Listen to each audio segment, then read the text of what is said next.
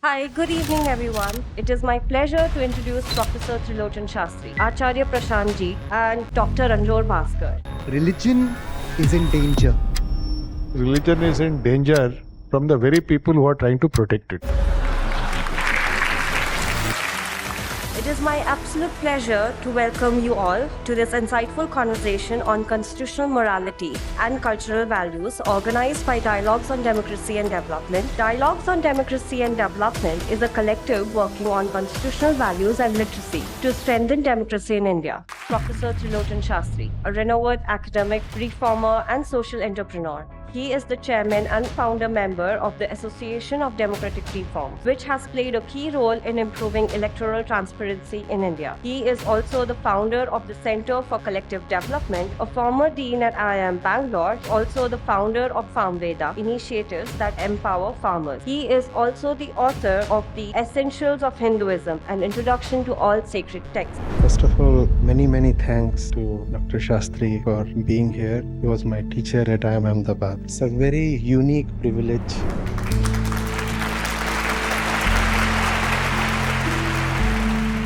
Dharma is never threatened. Only belief systems are threatened.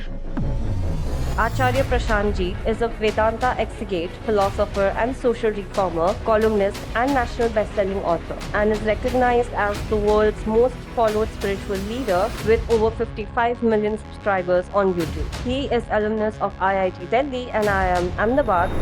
People are saying you need to stand up for your religion and protect your religion. Dr. Anjor Bhaskar, a founder member of Dialogues on Democracy and Development. He is a faculty at Azim Premji University, Bangalore, where he works at the crossroads of teaching, research, and action in the fields of development and sustainability. Both his research and practice have spanned rural and urban areas across many states in India. True religion is about you, which means you have to be free of your suffering. That's the only purpose of religion. I don't know about you all, but I had tears from my eyes just given the kind of wisdom I am receiving in the middle of these two figures. The essence of Hinduism, it was revived by Krishna. Buddha and Shankara, maybe people like him will revive it again.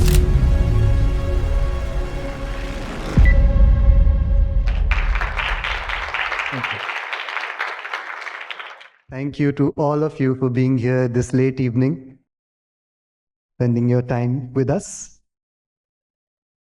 Dr. Ambedkar, the chief architect of our constitution, has famously said that democracy in India is only a top dressing on a soil that is essentially undemocratic. Recently, US organization called Pew Research did a survey in India, in many countries, and they found that in India, majority of the people believe that an authoritarian government would be more preferable.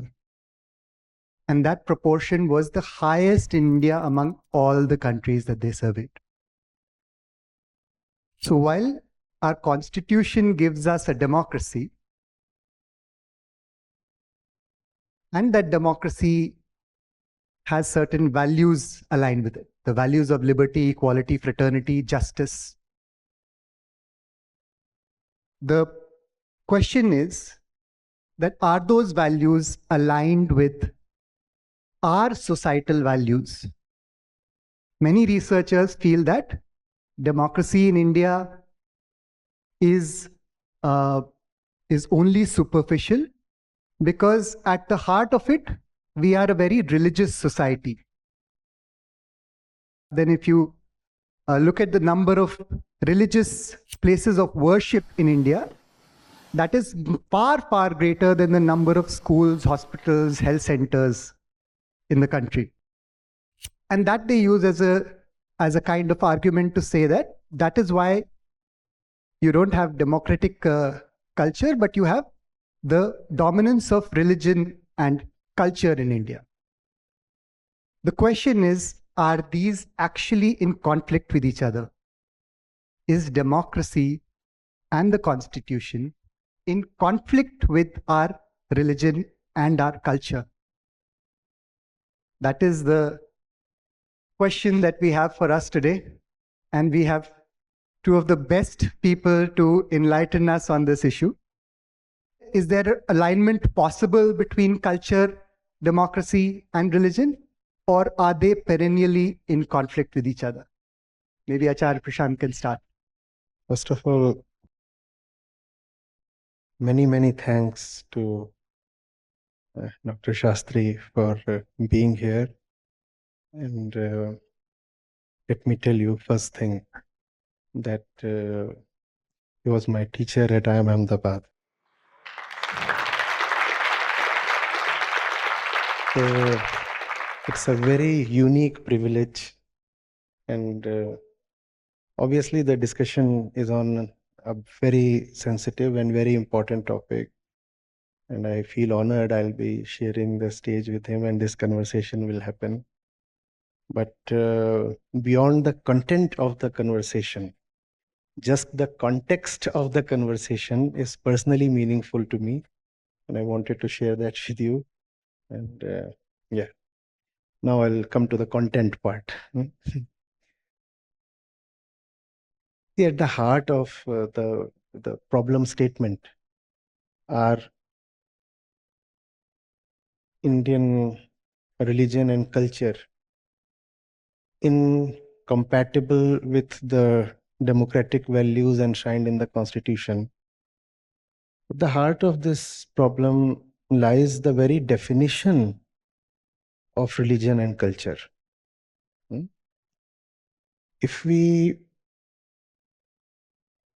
do not venture into religion deeply, then we will confuse religion for what we see it as practiced. We'll think that this is what religion actually is. Very basically speaking, culture means behavior.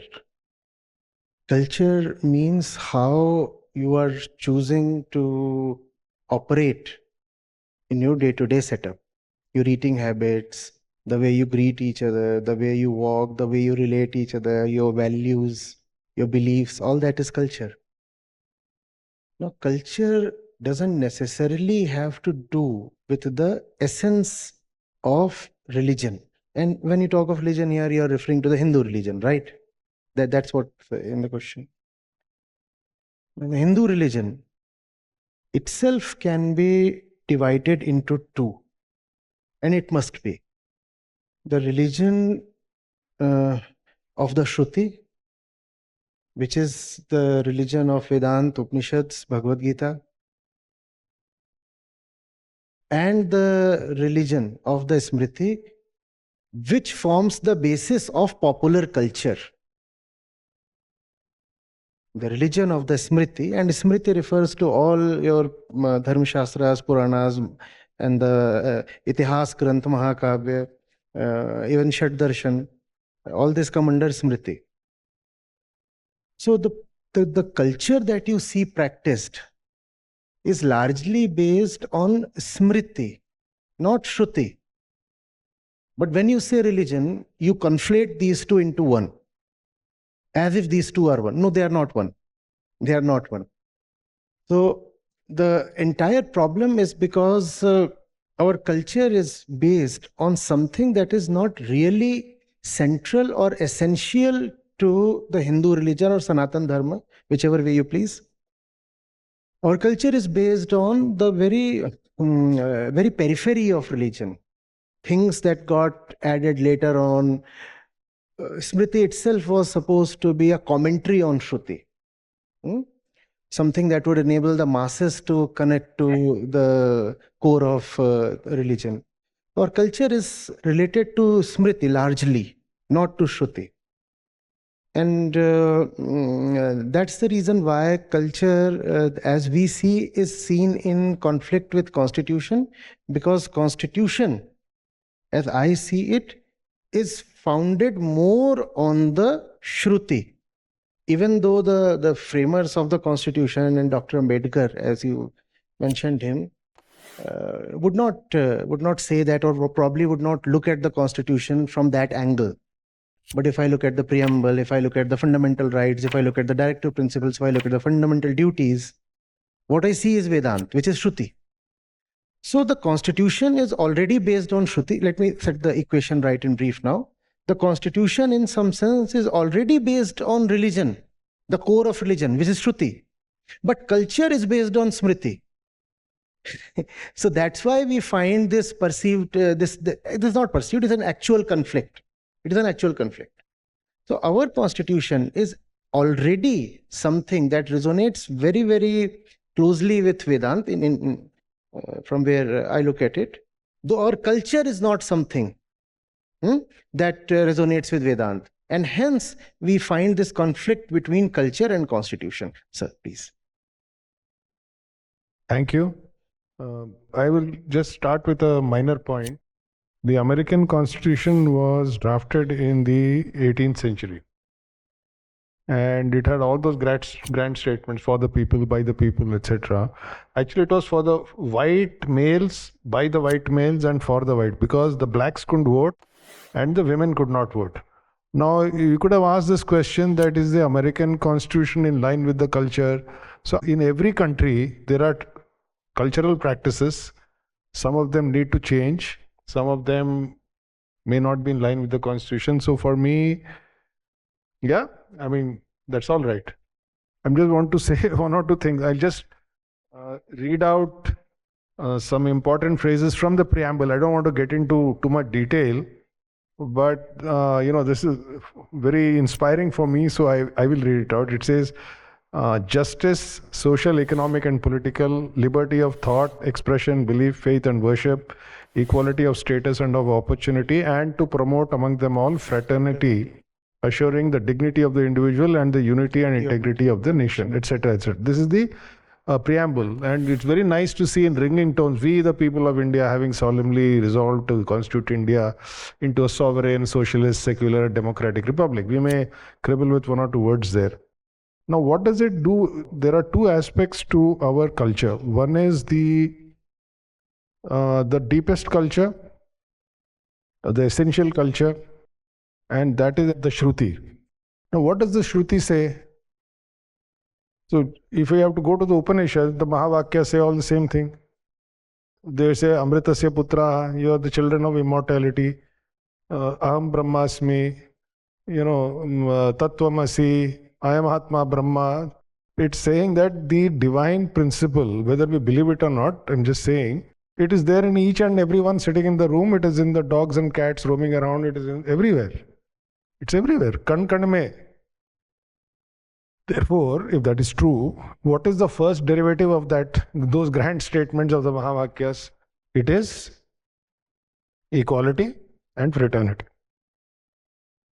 In one of the principal Upanishads, Yajnavalkya tells Maitreyi that the husband is dear not for the sake of the husband, but because of the sake of the Atman. The wife is dear to the husband not for the sake of the wife, but because of the sake of the Atman. The son, the daughter, the father, the mother, because everybody is dear to us because of that. That is automatically in line with fraternity, justice, liberty, equality. I don't see any problem with that.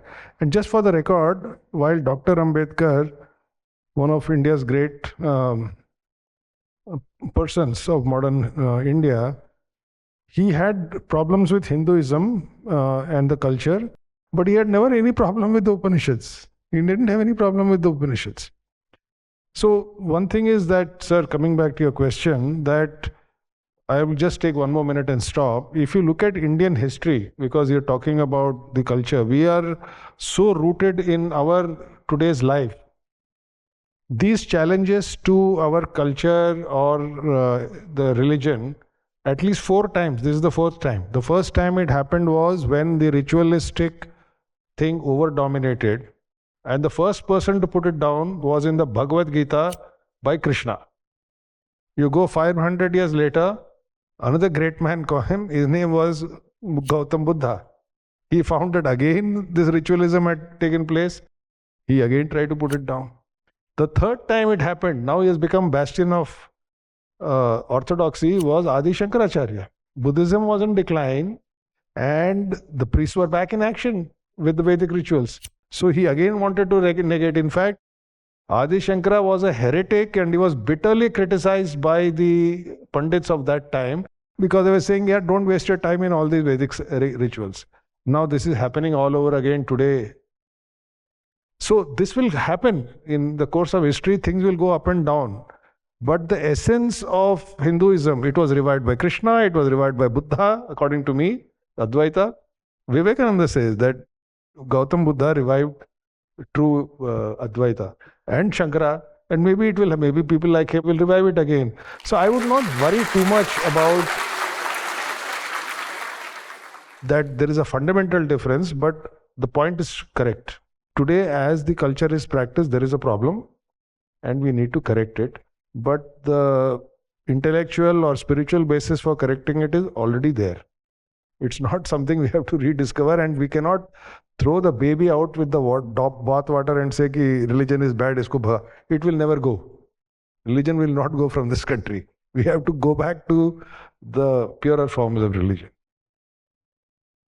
Thank you. So, just trying to, as a student of these two professors and gurus, I'm trying to summarize what I've learned. The basic point that I guess you're trying to make is that there is no conflict between at least Hinduism and the constitution.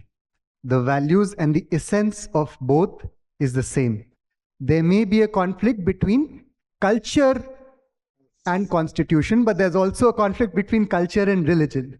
Because culture, as you said, has emerged from smriti, which is not the true essential form of Hinduism. So what you are seeing as a conflict between culture and constitution is in fact a conflict between culture and actual religion.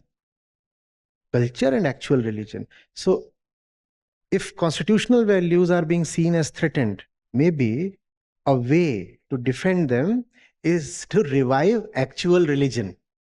The more the actual religion is revived, the more we'll see that our own constitution is already in harmony with the real religious values. Otherwise, we'll say, no, we don't want this constitution, or there will be all kinds of conflicts and problems. Wonderful. This is a new way of thinking. Thank you. I come down to a specific issue. The specific issue is Professor Shastri just read out the preamble, and one of the first things in the preamble is the message of equality, saying that everyone is equal. But when we grow up in this country, we are taught that everyone has a place, whether that place is decided by their caste. So some people are meant to do manual work, demeaning work. Some people are meant to do intellectual work. And therefore, some people are meant to be looked down on, some people are meant to be looked up and respected. Whether that categorization happens on the basis of gender, some people are meant to be, some people are meant to do outdoor work, they're meant to be strong, they're meant to be the caretakers of the family. Some people are meant to be caregivers only, so they can only do certain kinds of work: education, nurse, doctor, caregiving work, asha worker, anganwadi worker, tailoring, boutique shop. So some people are meant to, there is a categorization that our culture tells us to do on the basis of gender. It tells us to categorize on the basis of class. Those who are rich or well-to-do are there because of their hard work and their perseverance and their dedication, and therefore you should respect them. So if there's a rich person in a suit coming to your door, you don't know them, but you ask them to sit. Someone who looks poor, you make them stand at the door. There's a categorization based on religion. There are some people you are allowed to marry, some people you are not allowed to marry based on their religion. Some people who you can share your plate with, some people you can't share your plate with based on your religion. So we see everyone in these categories, whereas, again, the Constitution says everyone is equal. How do we come to terms with this? Where is this? What is the root of this stereotyping, this discrimination? Is it in religion? Is it in culture? And what can we do to address this? See, discrimination is one of the most fundamental human tendencies, right? Because we are born unfulfilled, that's the ego, ahankar. That's what takes birth as the body or along with the body. It seeks some kind of fulfillment or contentment, and that it seeks through association with objects in the world. Now, certain objects have to be taken as more valuable than other based on your experience or conditioning or assessment, whatever. And that is discrimination. There is diversity in the world, and you cannot hold everything as equal, so something has to be put above something else, right? Now, the question is whether you actually know how to evaluate, whether you actually know what is valuable. So if you're going to the actual very root of discrimination, why do I like this more? Why don't I like that equally? Why do I put that above this one? That is something that we are born with, and that is displayed even in the animal kingdom, right? But as human beings, when we do that, that often comes from the wrong center. We need to have a center that takes us beyond our animal nature, and that's not a moral imperative that we need, otherwise we will remain unfulfilled. We need to discriminate, definitely. If you will go to Shruti, if you will go to Upanishads, they too will say Vivek. And that's not discrimination, that's discretion. That's discretion. And what is that? You need to be able to differentiate between that which is really useful to you and that which is not. So sar and asar, nitya and anitya. That's the discrimination we need. Why? Because you are born unfulfilled. I have a hollow in my heart. So I do need something that will fill it up. Or I do need some kind of a cure for it, or some realization, something. I cannot randomly go about associating with everything and valuing everything. So that vivek, that discretion is definitely needed. That is a part of Adi Shankaracharya's sadhan chatushtaya also, and that's a very hallowed value, discretion. But instead of discretion, what we have is random attribution of value. For example, if you are born in a particular value, in a particular family, then you are higher than the other. If you are born in a particular gender, then you are higher than the other one. Or if you have this kind of material possession, then you are better than the other one. Now, this is not discretion. Discretion we need. Discretion means I must know. Here are two books. I must know which one is useful to me in terms of giving me that which I really, really, really need. This is discretion. And discrimination is based on my preordained values, my cultural conditioning, my physical conditioning, or my blind desires. I just want to probably exploit or do something else random. So I say this is better than this and I'll favor this. Even though by favoring this, I might be doing myself a disservice, but I'll still continue in my blind ways. That is the stupid kind of discrimination that we practice.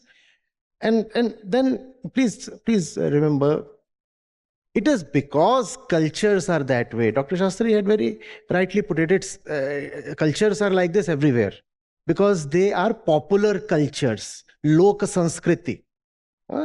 They belong to the masses. They belong to the ground level. So cultures are flawed everywhere. And that is why constitutions are needed. Had the culture itself been extremely benign or divine or whatever, then you won't need a most elaborate written constitution as we have. You won't need the preamble as succinct, as clear, and as sublime as we have.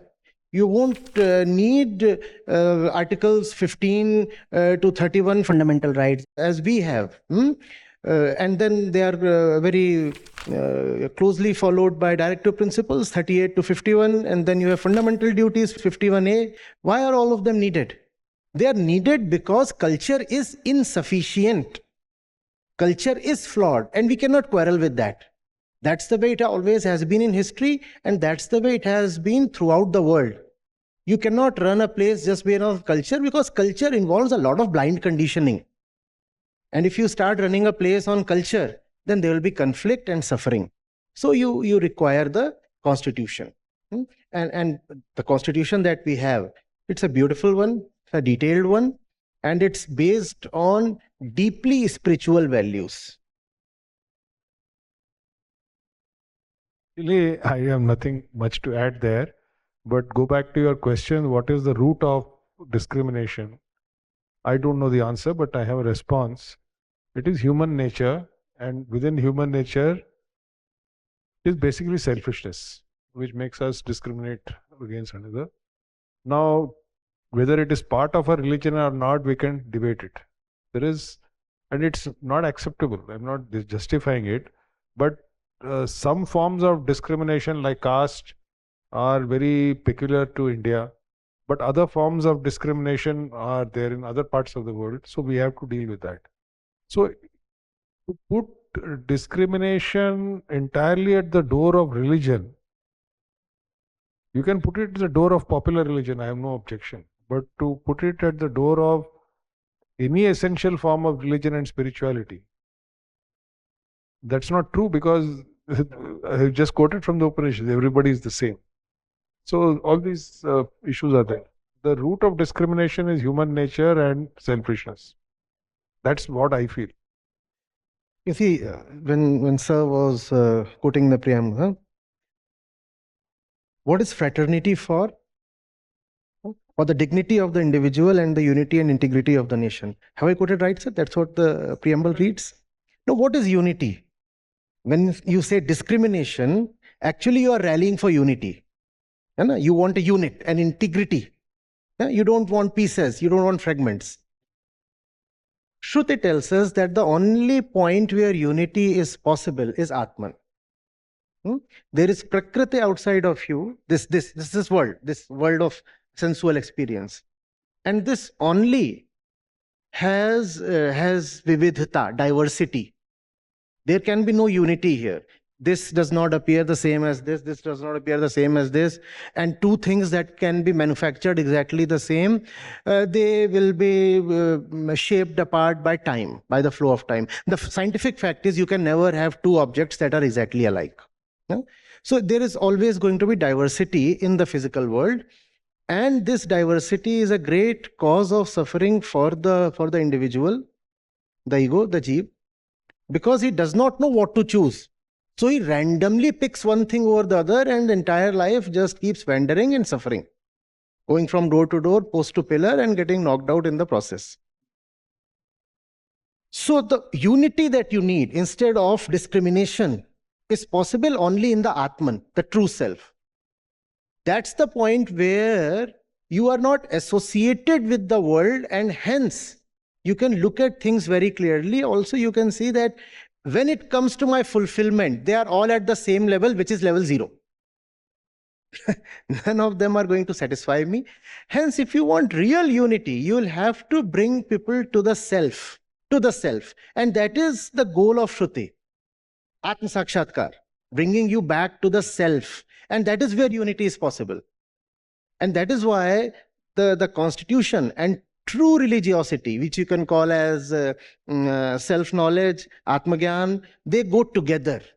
Our constitution, let me say, is a deeply spiritual one, because it calls for unity. And superficial unity you can any day obtain. But if you want real unity, it can only be spiritual. On discrimination, one more last thing. The problem is in treating people unfairly or looking down on people or discriminating by creating needless hierarchies. That is a problem. But we have to accept that in society different people are, now he is a very good cameraman. I mean, if I have to stand there, I can't do the same job that he is doing. So we let us recognize, as he mentioned, that there is differences in society. But the one is, of course, Atma Gyan, which I cannot argue against, but at a practical level, treat everybody with dignity and respect. That is the important thing. The discrimination is not important. That's what I feel. As a student, I will come back to trying to summarize the essence of what I've learned from this. And I think this was deeply valuable to me, because what I learned is that diversity is given. There is definitely going to be diversity. And therefore, the term you used I really liked. We need to have discretion. What is useful to us, what is not, what is safe for us, what is not. And for that discretion, we need some consciousness, which you call Atman. Now, as I'm understanding it, this is not what you said. May I just simplify the whole thing? So I have to study statistics, right? I have my professor in front of me, and I may have a batchmate in front of me or my junior. This was a second year course, right? Somebody else. I am going to apply my discretion, and I am going to differentiate. And I'm going to say one person is better than the other in this particular context. So this will look like a particular form of discrimination, but it is not, because it is based on knowledge, realization, understanding, not conditioning, not bias, not ill will. So that is one thing. Diversity is there, and for a particular purpose, in this diversity, one thing can be more suitable than the other. That is fine. Another thing is, I will listen to one man because he belongs to a particular caste, or because he's a Brahmin and a male Brahmin, or because he's a white European, or because he is carrying a certain pedigree. Now, this is the blind discrimination that we have to guard against. You are not even giving the fellow a chance. You are robbing him of his dignity and opportunity of life. And opportunity is another word that the preamble mentions. Equality of status and opportunity, right? So, yes, of course. I mean, my height is not the same as yours. So there is a difference. But if somebody starts judging my intellectual merit based on my height, now that's foolish discrimination. That's what we have to guard out against. Right. So if it's discretion coming from consciousness, realization, from realization, not bias, then it's fine. Okay, I've seen two drivers and I know that one is a better, one can drive through traffic, so I will choose one. The other point is saying that one is a male driver, one is a female driver. I cannot trust women as drivers, so let me just go with the male driver. That is discrimination, because, as I learned, it's not coming from consciousness. It's coming from conditioning. Wonderful. So there is a trend globally now where people are saying, and people who claim to be the guardians of religion are telling people, and I think this is not a recent trend, but it's grown recently, telling you that your religion is in danger. And therefore, you need to stand up for your religion and protect your religion. This is happening globally. What would you say to that? And I'm asking this question in the light that what this is leading to probably is, it is in conflict with the value that you mentioned, that of fraternity. But if you are threatened by the other person because of their religion, because of their nationality, without knowing the other person, then there's no way that you can put yourself in the other person's shoes. So there seems to be a conflict between this philosophy that you need to protect your religion and this constitutional value of fraternity. What do we do? No, not just fraternity. If you go into the fundamental duties, Article 51A, inquiry, scientific temperament, and reform. These three happen to be fundamental duties, and they are very threatened when you say, my religion is better than yours, or when you are threatening my religion, so I'll fight you and all that. See, dharma is never threatened. Only belief systems are threatened. And beliefs are very vulnerable, they would always be threatened. So whenever you cast a belief system as religion, this religion will be extremely insecure and vulnerable. Your religion is that blue board created the universe. That's what your belief system says. Because cosmology are an integral part of all belief systems, religious belief systems. Where did the world come from? So it came from that blue board. And my belief system says it came from my mic. The world originated from this mic that I'm holding. Now there is no way your belief system is compatible with mine. So we will fight. Because, see, facts don't quarrel with each other. X square equals 4 will not quarrel with x equals plus minus 2. Because these are facts. They won't quarrel with each other. Even they are expressed differently, facts will always agree with each other. They are compatible with each other. And when facts are not compatible with each other, then you challenge the theory itself. And then you say we need a better theory. Because the theory is not matching the fact. But imaginations, which is nothing but belief, imaginations will always quarrel with each other. You think that particular direction is sacred. My belief is that this direction is sacred. Right? So, you do not think this direction is sacred, right? So you face in this direction and start peeing. But to me, this direction is sacred, and then I'll fight with you and I'll slaughter you. Beliefs will always clash with each other. And that's the fundamental problem. That which we call as Lokadharma or popular religion, that is not based on observation and realization. It is just a belief system. I believe this way. And unfortunately, we have given too much respect to this word belief. Astha, manyata, vishwas, dharana. So much respect we give to these things. A great logician, somebody coming from an intellectual line, he would not shy away from any kind of argument or debate. Right? He would relish it. Come on, give me a good debate. It stimulates me. But faced with someone who is expressing his belief, this person would retreat. The intellectual would retreat. Because he say, how do I offend his belief? So much respect we have given to belief that belief has dominated religion altogether. Not dominated. Belief has usurped religion. Belief has become religion. Whereas when you look at Sanatan Dharma, Shruti, there is no space for belief at all. It is about Atmavalokan, leading to Atmagyan. You watch yourself, the scientific method.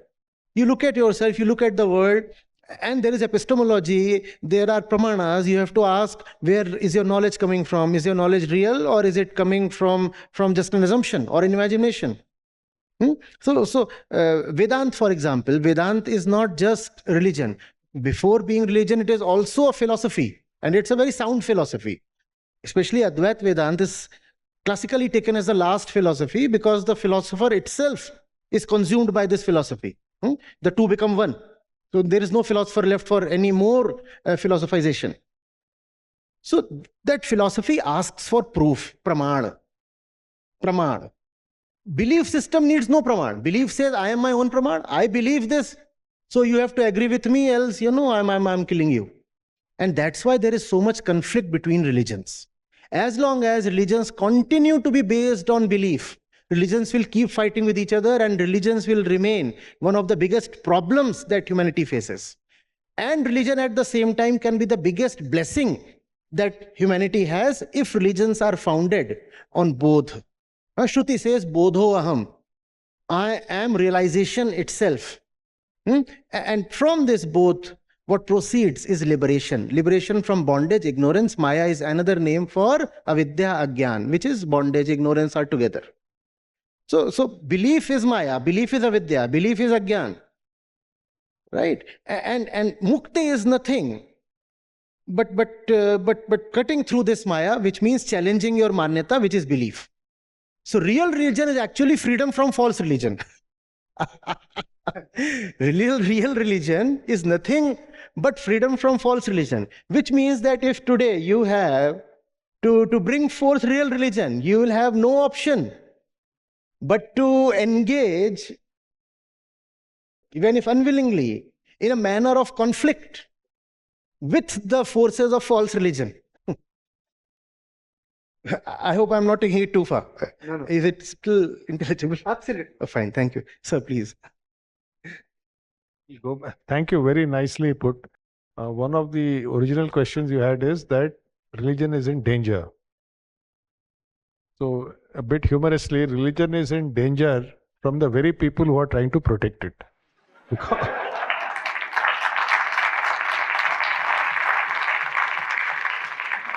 No, I'm not a witty guy, but somehow. And you know, our scripture says, Dharmo rakshati rakshitaha. If you want to protect your religion, follow the religion. And we are not following it. But I'd say one thing. I would not lay the blame entirely on religion, because this fear mongering, the most and worst example in recent times was Adolf Hitler. He used fear as a political tool, and then so much research has been done down this. Religion is a new thing. In America, they started saying that American values are in danger, which is a code word for the white domination is in danger. And Orban and that what is it? Erdogan, Islam is in danger in Turkey, and some other values are in danger somewhere else. Now, psychology has shown, a lot of psychological research has been done. What it shows is that the human mind, in large numbers, in country after country, responds much more to fear. So you spread fear, you get people on your side, and you're home. Now, what needs to be done? I don't know if that question you did ask, that what should we do? We should first of all do exactly what we are doing now, all of us, that we need to discuss things properly, and we also need to think about how to tackle this fear. There are some methods, but I'll just give one suggestion and leave it at that. All this, it's a massive effort. All this goody stuff that we are all brothers and let's all live together happily. It's okay. We should keep saying that. And no, because it doesn't. We should say that we are in great danger of being destroyed by the people who are spreading fear. Those who spread fear are the enemies of society. Those who spread wrong things about religion are the enemies of society. Whenever we have been divided in India, we have suffered. So let us unite. Those who try to split us on the basis of caste, religion, gender, whatever, they are the enemies of society. I'm just giving a thought. So we have to really think creatively, because last 100 years we have seen that country after country has been ravaged by just spreading this fear. It could be fear of religion, it could be fear of race, it could be fear of losing domination, fear of our culture being lost, whatever it is. So we have to find ways of fighting fear, because this is a primeval human raw emotion which is being completely exploited by power-hungry people. And what's wonderful is, when the Shanti part of the Upanishads closes with Om Shanti Shanti Shanti, it is addressing the Tapatraya. Tapatraya.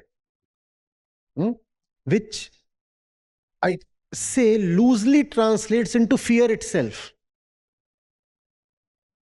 If you say that one of the things that the Upanishads, that is the Shruti, seeks to address or seeks to achieve is freedom from fear. Freedom from fear. So it's a very curious thing. If you want to bring back true religion, you will have to liberate people from fear. And to liberate people from fear, you will have to bring them to true religion. Which means Sir was exactly right when he said we need more occasions like these. We need more conversations like these.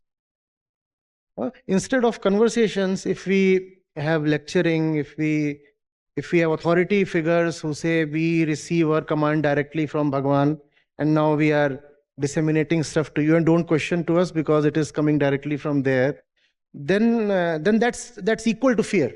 You cannot talk to me, you cannot question me. I am a huge authority. What else is fear if not this? So one more point I'll make. I think is a very deep question, right? This fear of religion is in danger, etc. You see, today our world, particularly in India, we can say, is changing very fast. Joblessness is growing, migration is at an all-time high, social media with fake news is an all-time high, climate change is going on, and there's a lot of uncertainty about various things. Today we find that India, or maybe other countries also, particularly post-COVID, very high levels of stress, mental stress. So uncertainty, stress, whatever the reasons are, it is there.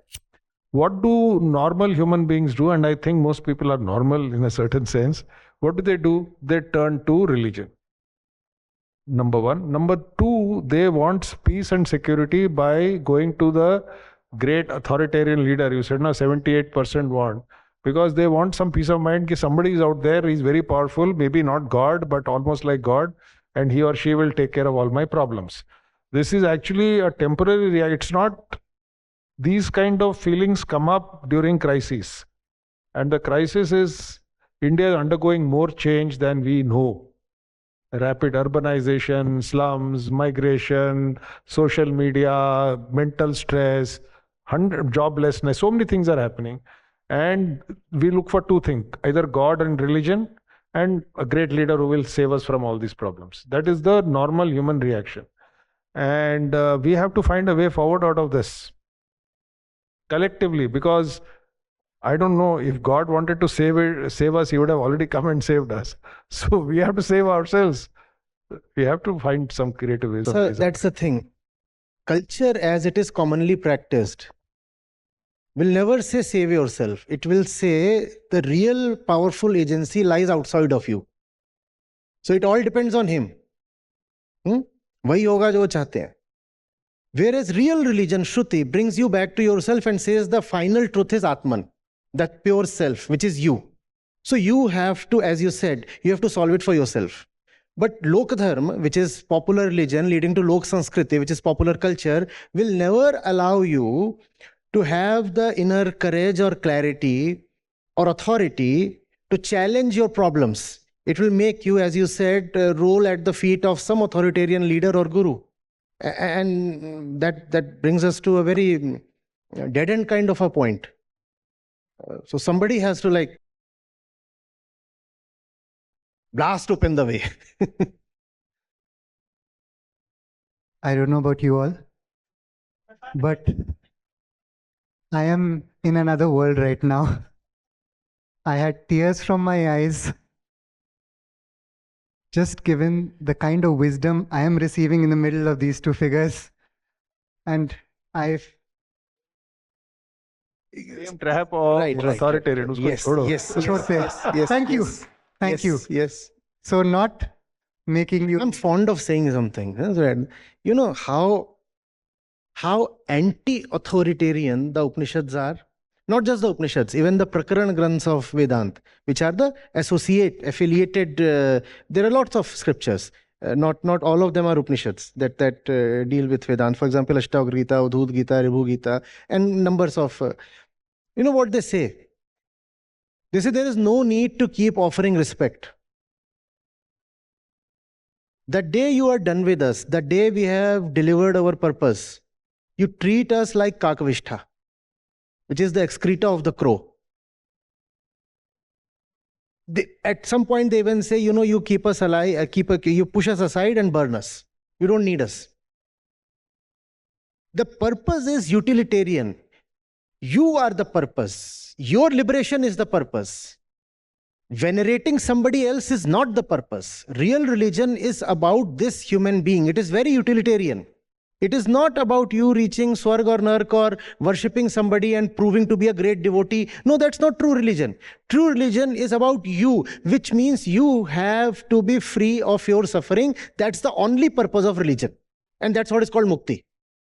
I am there. My dukh is there. My dukh is there. Gautam Buddha, as Sir said, the great disruptor after Sri Krishna.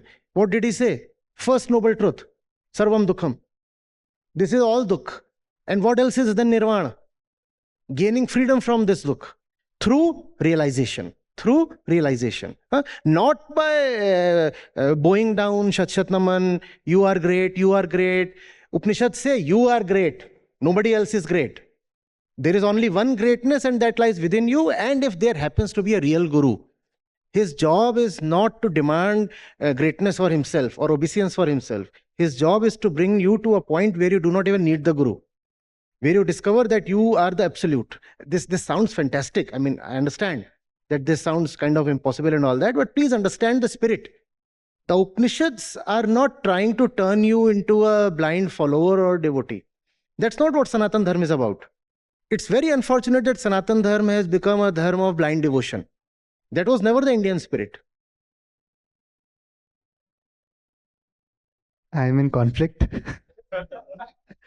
Conflict is that I am learning so much that I felt like touching both your feet, but I'm conflict because now you said I will make you an authoritarian figure if by doing so. So I will restrain. But I have many more questions, but I will be less selfish now. And let's see how many of you are burning or dying to ask.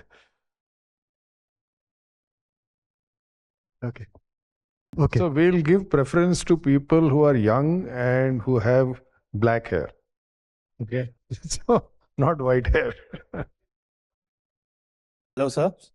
So my question's on democracy. So we talked about how the constitution is in line with Shruti, and the constitution, obviously, of India and other countries are democratic. At least our constitution is democratic. And democracy is probably the best system that we have found, maybe so far. Maybe there's better systems, I don't know. But at a very personal level, if we look at our everyday lives, nothing is democratic. Like, our organizations are not democratic because there are practical considerations, but democracy is always at this super scale. We're always looking at democracy. But, and this is just an opinion, I just want to hear your thoughts on it. Does the common man really have enough practice with democracy, and how democratic systems can be used by people who are greedy or selfish to exploit them? We don't have that practice in our daily lives. We only have it at the really, really high, scales. And as a result, we fall prey to a lot of the things that we see today in all parts of the world. So just wanted your views on that. Very important and very good question. Thank you. It's slightly removed from, nothing is removed from Vedanta, but I will just answer it in different ways. Your point that are people today at large ready for democracy, it's an open question. Some people are, some people are not. This great urge for a great leader, authoritarian leader who will solve everything, means that as of now today, it doesn't mean that things are static. Culture is not static. Today's situation is not. It may change tomorrow. While in 1947 people were going to jail, Bhagat Singh went and got himself hanged. They were fighting for, in a very spiritual sense, for freedom. Not only freedom of the country, but freedom of themselves. So let's not get despondent that today we are in this situation, we are like that only. No, these are dynamic things. I will quote 2-3 things because this is a very important question, because we have to understand how we can change for the better. That's the reason I am mentioning a couple of things. So when we became independent in 1947, that time there was no radio, social media, so many things. And the then party which was fighting for Independence was called the Congress Party, by the way. Whatever it is today is a different issue. And they sent their workers into the hinterland of India to tell the people of India ki aap azad ho gaye, that you have become free. So they went, and then many people came back and said that when we told people that you are free, democracy, whatever you want to call it, they will say then, hamare upar raj kaun karega? Who will rule over us? And then they said, no, the British are gone. Oh, the British are gone, then who will rule over us? They said, no, nobody will rule over you. You have to rule over yourself. Is it so? Acha, what does that mean? Now, it's a truth. It's a truth. I mean, it's a factual thing that I'm mentioning. So that is the mindset in 1947. How much it has changed in the last 75 years, I'm not sure about. What we can do. So I will go back to Vedanta on that for what we can do, because I am a bit of a fan of somebody called Vivekananda. Let me make it pretty obvious. Now, he says that every country has a national dharma, and he calls our national dharma spirituality. Now, we can agree or disagree. He says America has freedom of the individual, France has some other dharma, England has. He was quite a thinker. Then he says that we have to build self-respect. He says man making religion. Let us put it as man and woman making religion, because that was the language in those days. So the natural self-respect and self-belief of people is deeply hurt in India, according to me. Every group is a minority. Muslims feel wounded, Christians feel wounded, Hindus feel wounded, Dalits feel wounded, women feel wounded, Brahmins feel wounded. Everybody is feeling that they are being discriminated against. So we are almost becoming like that. Now the root of this is not all the rules. The root of it is lack of self-respect. A self-respecting person, if you go and abuse him or her, you say, "Theek hai yaar, you got angry, you said something." But when you don't have self-respect, oh, how dare you say that? And the whole country is in that, how dare you say this to me? Anything you say, somebody or the other is offended in this country. Now, this is the root of why democracy is, in the true sense, is not, it's a little psychological. Just think about it. What can we do? Restore that lost self-respect, that wounded self-respect. We have to collectively restore it. We don't have to be, when the Western countries say that some aspect of India is great, it's all over social media and say, now we always knew we were great. And if they say that something is wrong, oh, those people are always biased against us. We are so hungry for external validation because we don't have that level of self-respect as yet, as a society and a nation. We claim ourselves as Vishwaguru. Let us do that. But no guru says I am a guru. Other people go and say ki aap guru hai. So we are going and announcing we are becoming a laughing stock in the world. This is a lack of self-respect, self-belief. It's not a lost cause. There are many good things in our society. There are many good people. One of them is sitting here. We have to restore that feeling of self-respect and dignity in the true sense. And the basis of that, not only Vivekananda, comes from the Shruti. So the fisherman becomes a better fisherman. He says, yes, you are a professor, you are an IT expert, you are a rich guy, but your Atman and my Atman is the same. Okay, we are equals in that respect. And he becomes a better fisherman and he has a sense of self-respect. This Maha Mantra for unity in this country is that only. That I am Atma Brahma, Aham Brahmasmi. These are the two great Mahavakyas, Tattvamasi and Amritasya Putra. Shrinvantu Vishwe Amritasya Putra. जब मैं अभी भी बोलता हूँ तो मेरे रोंगटे खड़े हो जाते हैं. सुनो दुनिया वालों, आप अमृत के पुत्र हो. Listen people world over, you are the children of immortality. Everybody, every Indian is, and even non-Indians are. So this great task of regenerating our own sense of self-worth and self-respect, we can see the beginnings of it. India has the largest number of grandmasters. The youngest grandmaster who ever won in history. We just won the... So we are finding the younger people coming up But our role as concerned people and citizens is to strengthen and restore that. Then only we will have, there is no democracy without self-respect. Just think about it. And that task belongs to us, belongs to you, belongs to this young girl sitting next to you and all of us. Can we say, Professor Shastri, can we say that democracy at its root is a system founded on the belief that everyone is equal? And when you understand democracy like that, what Acharya ji said, you can be discretionary, somebody can have different roles to play based on their strengths and skills and experience.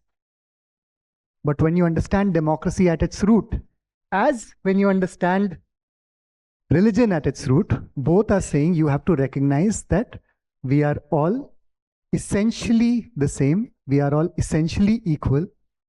And when you gain that realization, then you can understand and respect democracy, and maybe you can understand and respect religion. Am I correct? Been wonderfully put by sir. You see, let's think very practically on the ground, just extending on this thing. When I'm holding on to something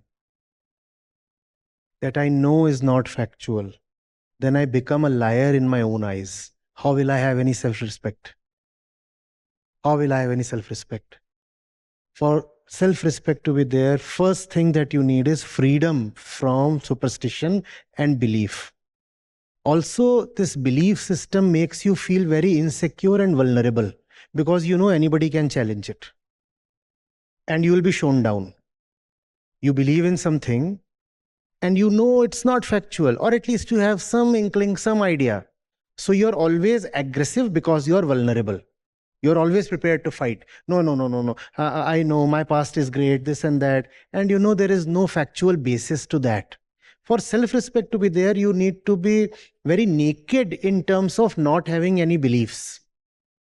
Internally naked. I have nothing here that can make me insecure or vulnerable. Now who can hurt me? Now who can hurt me?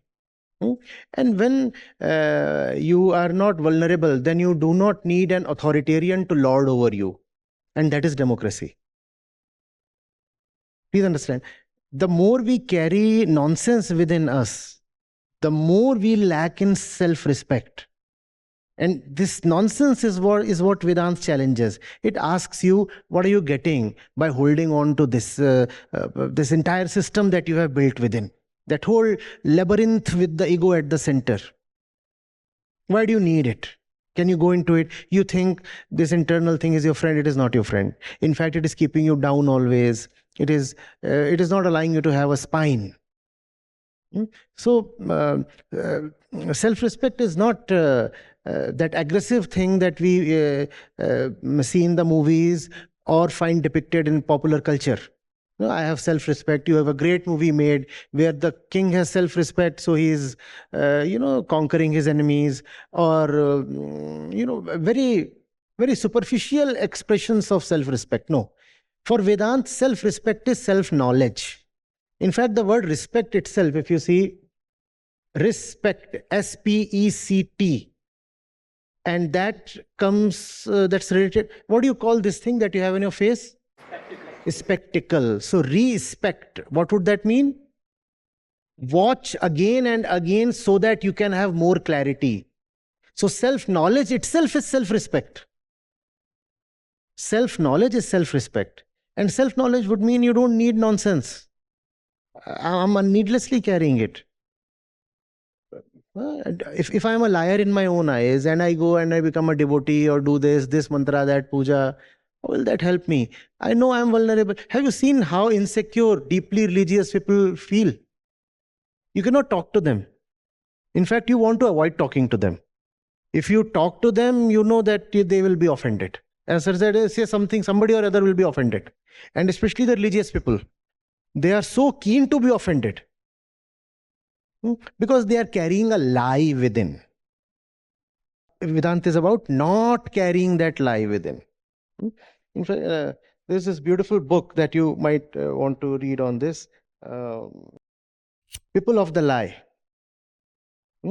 Scott and Peck, People of the Lie. It's a very religious book. He was a practicing psychologist. It's a very interesting book. How we deceive ourselves internally. It lies at this self-deception lies at the center of pop religion. Can we say, therefore, that at the root of democracy is self-questioning? Yes. And when you start self-questioning, Yes. you stop believing in myths that people have told you. Yes. You start looking at the truth. And when you start self-questioning, trying to search for truth, then you stop being vulnerable. Tell me, why else is freedom of expression a fundamental right? It's not so that you can just blabber something somewhere. So that you can openly question, alochana, prashna, jigyasa. That's why freedom of expression is required. Otherwise, falseness will remain and there will be no one to question it. That's why we need freedom of expression.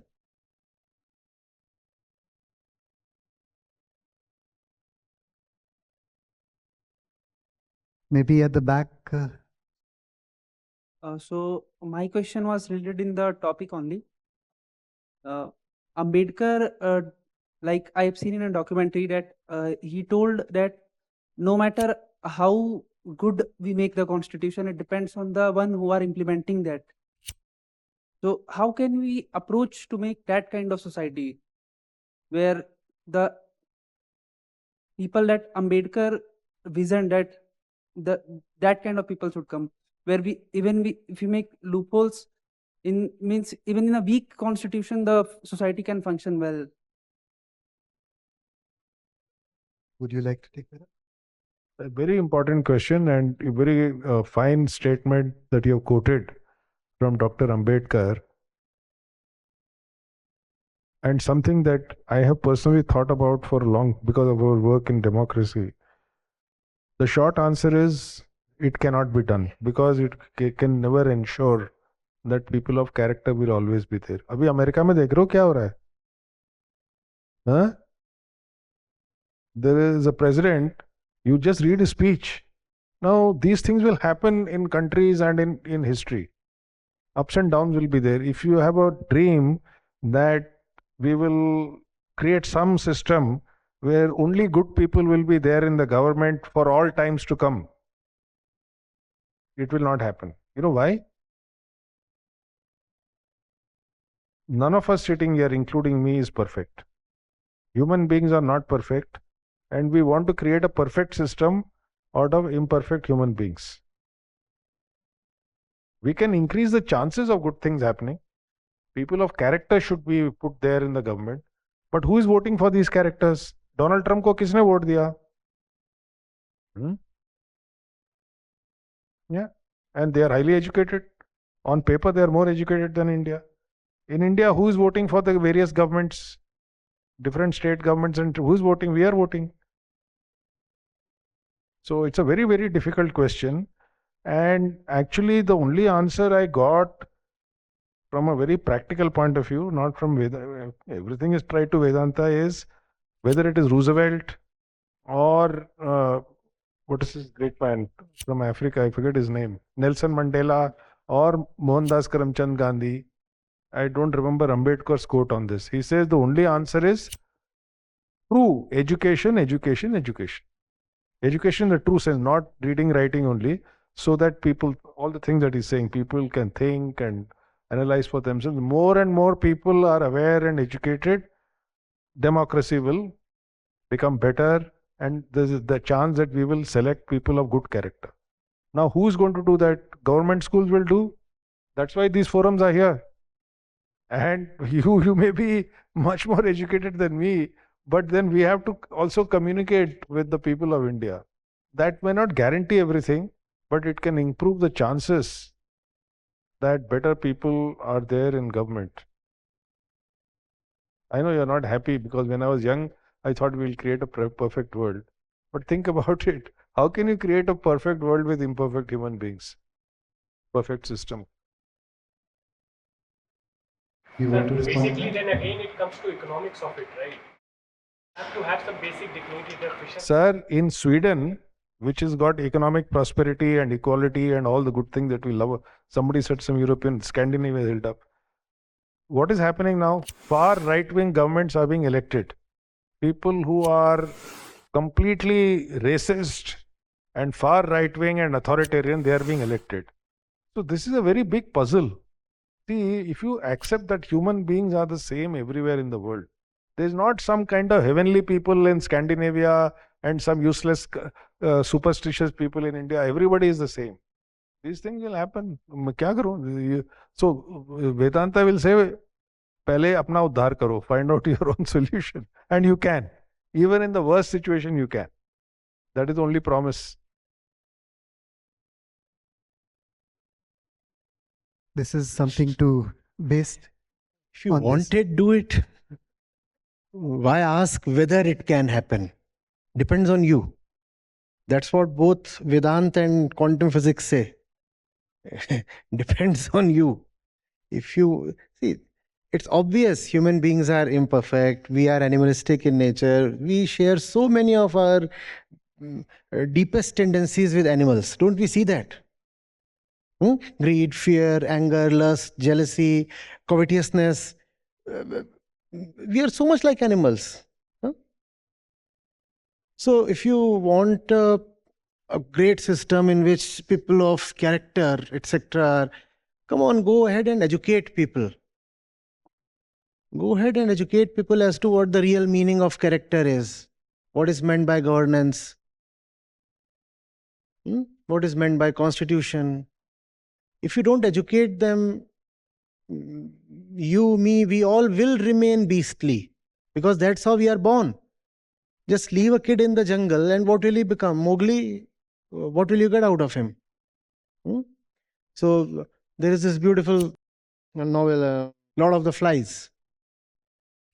So a group of kids get stranded on an island, a faraway island, World War II. Right? And what happens of them? One day, it is found that one of the fat kids has actually been slaughtered and his head has been impaled on a stick. And a lot of flies are swarming around it, so that's what gives the novel its name, Lord of the Flies. Lord of the Flies.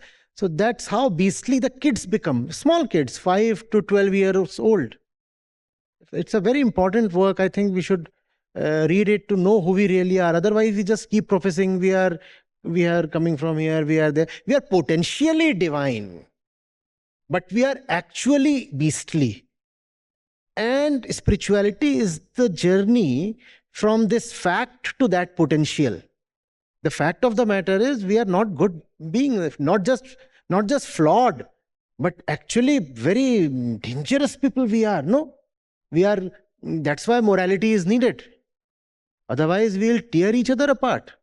That's why heaven and hell are needed, so that some fear of consequences is there. Otherwise, we can be very dangerous people.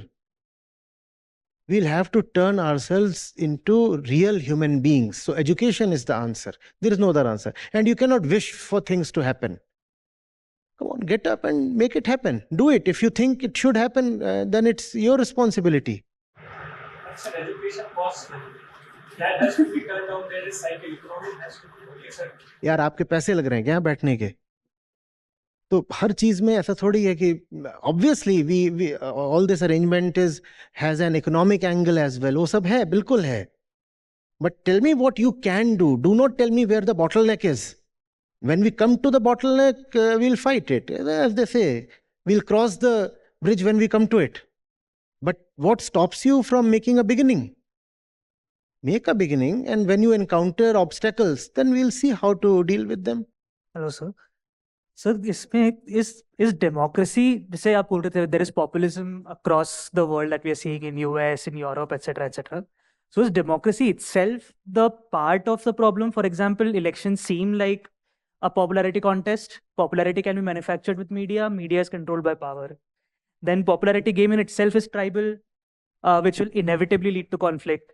The society, the reality of society now, there are information bubbles. My reality is perhaps different from him. So how can we even agree to bring about a change? And now there is this techno-imperialists who control information, hence control power, hence is democracy just remained a label, or is it the system is capable of self-correction? Or this system... No, I understand your question extremely well. And it's a very good question.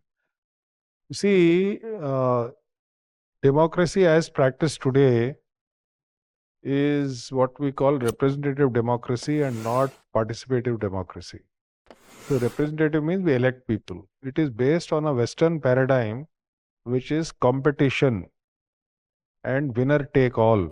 Most dramatically shown in the American electoral college system, where if you get one more vote more than the other, you get all the electoral college seats of that particular state. So, for example, in when Donald Trump won first time in 2016, he got 4 million votes less than whatever her name, Hillary Clinton, but he won.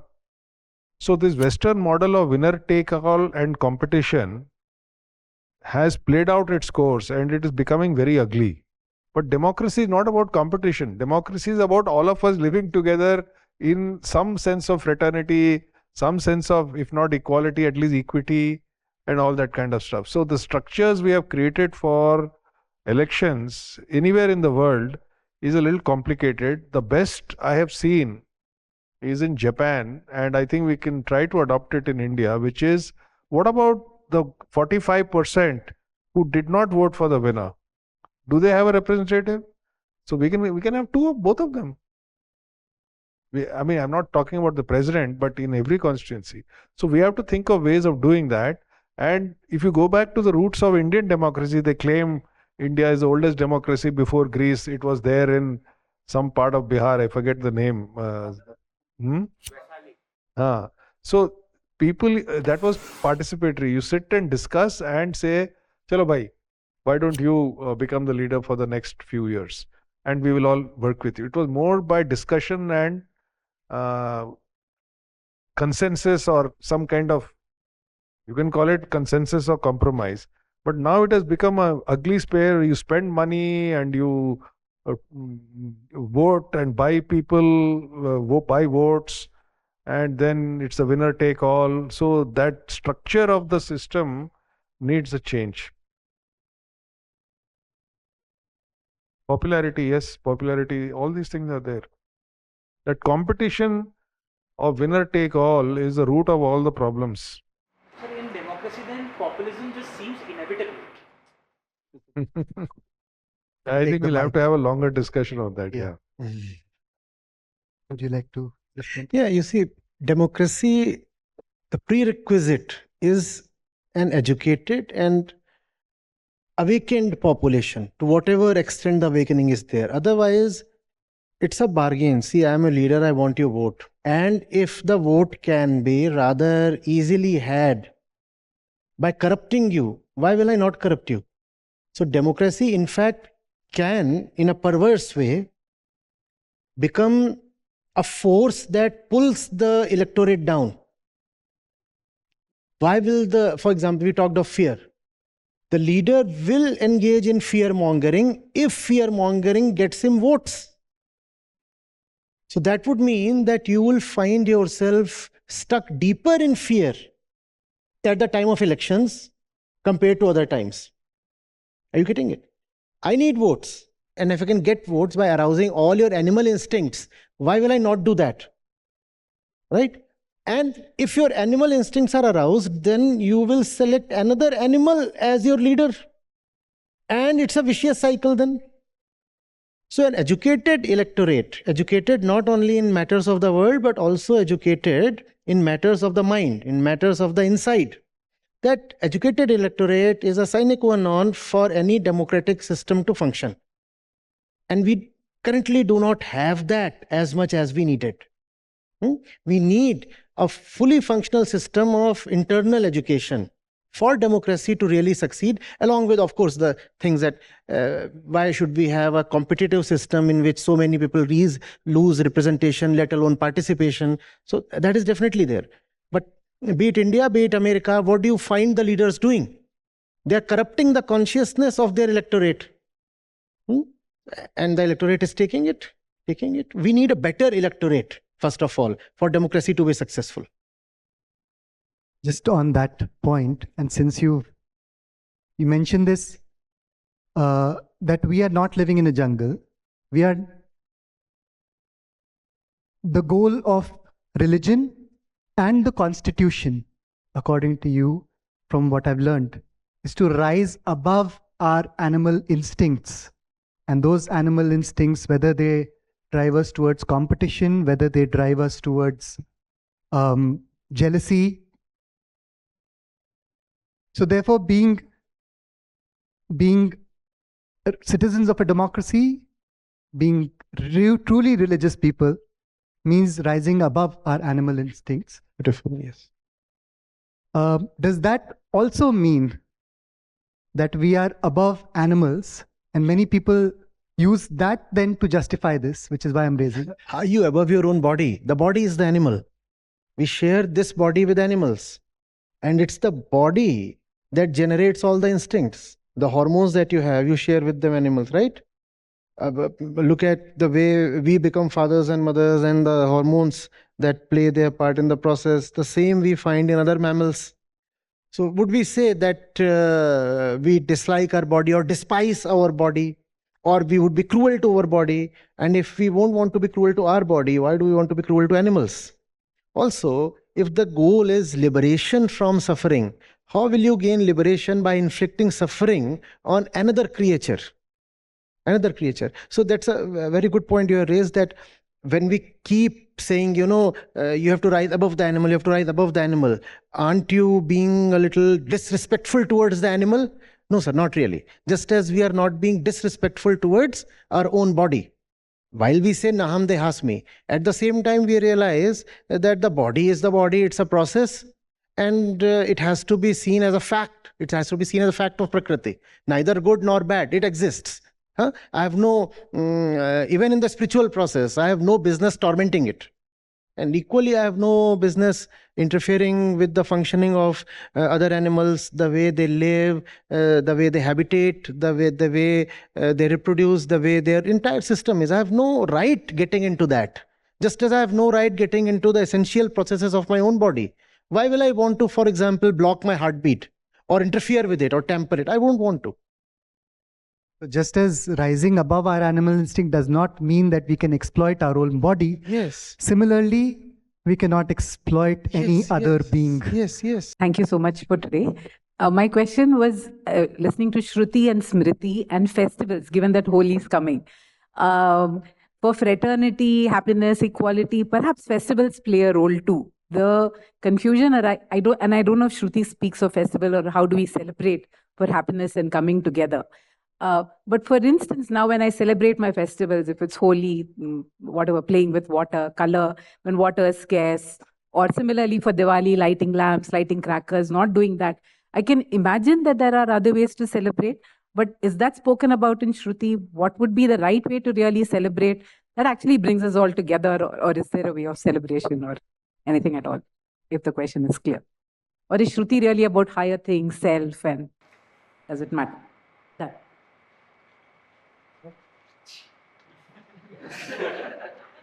Shruti doesn't worry at all about these things. Shruti worries about only one thing, which is your liberation. What you will wear, liberation. Liberation from your inner bondages. And obviously cannot be liberated within if you are in shackles outside. So that too follows. What you wear, which direction do you face while worshipping? Your customs, your rituals. How many times can you marry? At what age should you marry? Whether or not you should marry? What festivals you should celebrate? Shruti has nothing to do with it. It neither opposes nor supports. It is indifferent. It says, we leave it to your discretion. Once you are awakened, it is indignity for me, says the sage, to dictate these things to you. My job is to wake you up. And once you are awakened, you take care of these little things yourself. Why should I tell you what men should wear, what women should wear? and when should you send your kid to school, and whether or not you should emit carbon. Shruti is not going to come and tell all these things to you. But what we call as Loka Dharma, popular religion, it goes extensively into these things. How many times a day should you pray? Which direction? Which pilgrimage sites? A long list of do's and don'ts. An entire instruction manual about how to live your life. Shruti has nothing to do with this. Nothing at all. In fact, Shruti is so disruptive. It challenges even your Varnashram Dharma. It challenges even the 4 Purusharthas that we hold with such respect. So we talk of Dharma, Artha, Kama, Moksha. Shruti says nothing doing. We don't agree to this. We talk about Varn, your Varn, so you should do this. This age, so you should do this. That is Ashram Dharma. Similarly, the Linga Dharma, Shruti does not agree. You are Chetana, consciousness. And what you are, what you are hungry for is liberation. And that's the only subject matter of Shruti, and that is Sanatan Dharma. All else is time-bound, all else is changeable. You are intelligent, you figure out how to do it. We don't want to discontinue it. We are also not encouraging you to continue it. Once you are awakened, you decide for yourself. That's the approach of the Shruti. How to celebrate Holi? How do you celebrate Holi? There is the Puranic myth. There is a Puranic myth. And it can be very, very beautifully interpreted in light of Vedanta. So the fellow is going right against his own father. So, naham dehasmi. Bodily associations don't matter. For the sake of truth, I can go even against my father. Please understand. And if you are cunning and drunk with power and authority, some or the other way will emerge to bring you down. That happened with Hiranyakashyap. Then the legend of Holika. The fire that you burn for others, you will get incinerated in it. That's the nature of Ahankar. It thinks it is doing bad to others. It operates in a binary. It says, I can gain only by snatching from the other. That is Ahankar. If you operate this way, we do not know whether or not the other would lose, but for sure you will lose just as Holika lost. So Holi is a great festival of awakening if understood in the Vedantic way. First thing is, and Hiranyakashyap, if we go back, he first of all, how did he start? He was a devotee. He was a devotee. And what did he ask for himself? He said, I will not die this way, I will not die that way. So blind devotion doesn't work. You can be a great devotee and still be operating from the center of ego and greed. And then whatever you want is sakam. What you are doing is for just your own sake. So even if you happen to obtain something, it will be used in the service of your ego. And that will bring destruction to everybody, just as Hiranyakashyap did. And then emerges somebody from his own family, his own son, who says, even if he is my physical father, I value truth more than my father.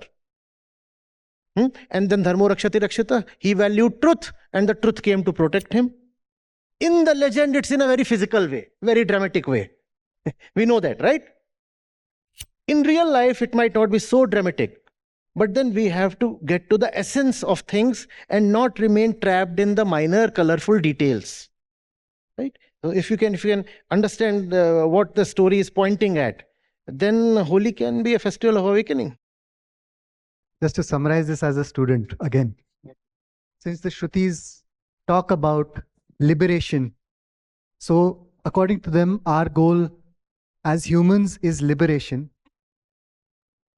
And if we go out searching where do we find liberation now, there will be many people telling now, is ghat pe jala do, you burn. After you die, you get liberation by burning yourself in a fire. It says go in. Further, it is not Shruti that says that your goal is liberation. Every instinct that you have, every cell in your body is crying for liberation. Why else are you talking to us? Why else do you eat? Why else do we continue breathing? Why else do we get up every morning? For the sake of liberation. So it's not that Shruti is impressing on you that you must get liberated. It's a moral thing. No. You exist for the sake of liberation. And it's not that Shruti is needed to advise this to you. You must know it on your own. So Shruti says, go in and discover what your heart is beating for. It is beating to be liberated. So that's the advice it gives. I agree with him. So he's speaking much better than I could have put it. Thank you so much.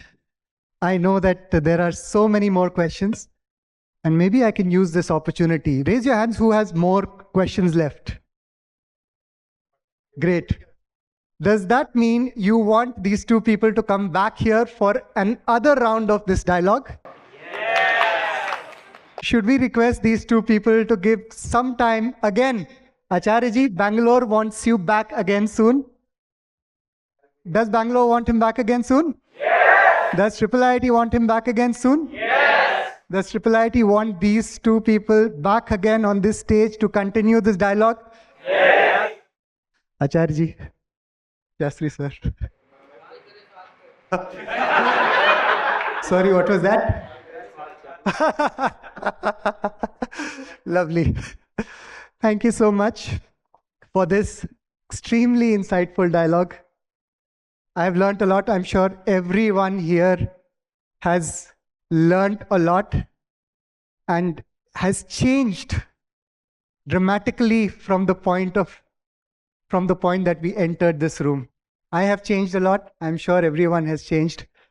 Thank you so much. I hope that we all go back being more self-questioning beings, respecting ourselves more, recognizing consciously our need for liberation and working towards it, and respecting others. And if that means getting educated, we do it. If that means getting others educated, we do it. But first, of course, we need to get educated ourselves. And therefore, it's not just through dialogues like these. We have books by Acharya Prashant and by Professor Shastri, which are fantastic as starting points for us to get educated and then go on and educate others. Thank you so much.